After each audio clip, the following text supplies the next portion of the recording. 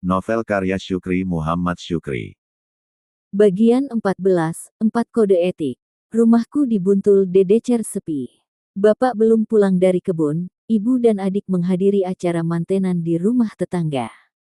Kunci rumah dibawa ibu, aku terkurung di luar rumah. Beruntung, pecal sawinimo yang kunikmati bersama Rani masih bertahan sebagai pengganjal perut. Mondar-mandir mengelilingi rumah, barangkali ada jendela yang lupa dikunci.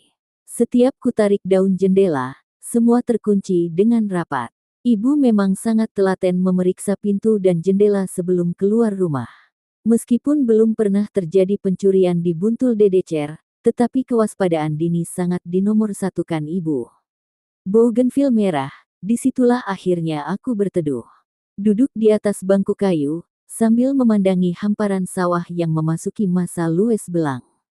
Musim panen telah berakhir Juni lalu, kini yang tersisa hanya bebelen, potongan batang padi di atas lantai sawah.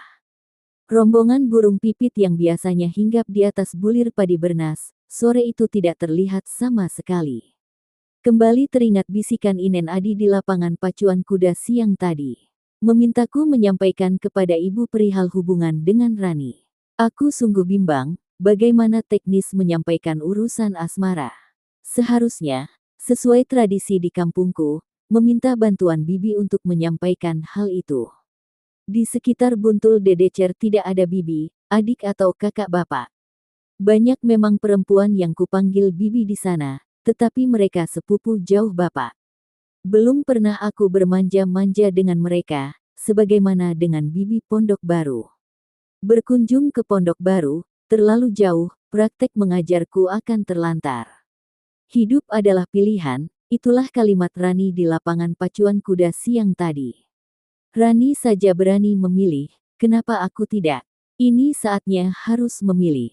Menyampaikan hubungan itu kepada bibi Pondok Baru atau langsung kepada ibu. Mengingat hubunganku dengan Rani makin intim, aku merasa sangat berdosa kepada ibu. Soalnya terlalu sering membohongi ibu. Bagaimana dapat kusampaikan ihwal itu kepada ibu?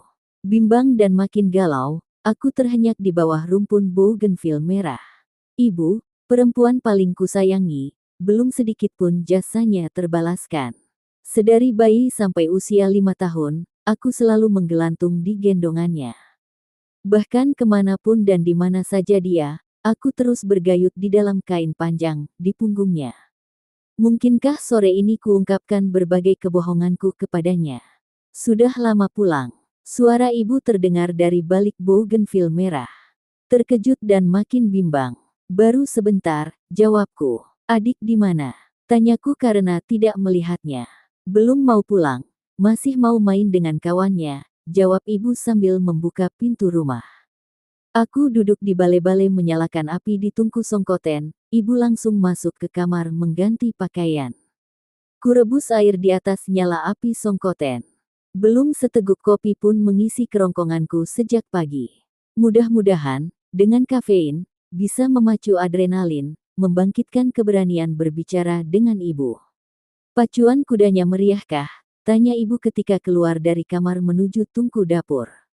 Seperti tahun lalu, kebanyakan orang tawaf, jawabku. Kamu ikut tawaf? Tanya ibu menyalakan api di tungku dapur. Ikut. Kataku pendek sambil menuangkan air ke dalam mangkok berisi bubuk kopi. Dengan siapa? Giring ibu menyelidik. Biasa, dengan teman-teman sekelas, kataku terus berbohong.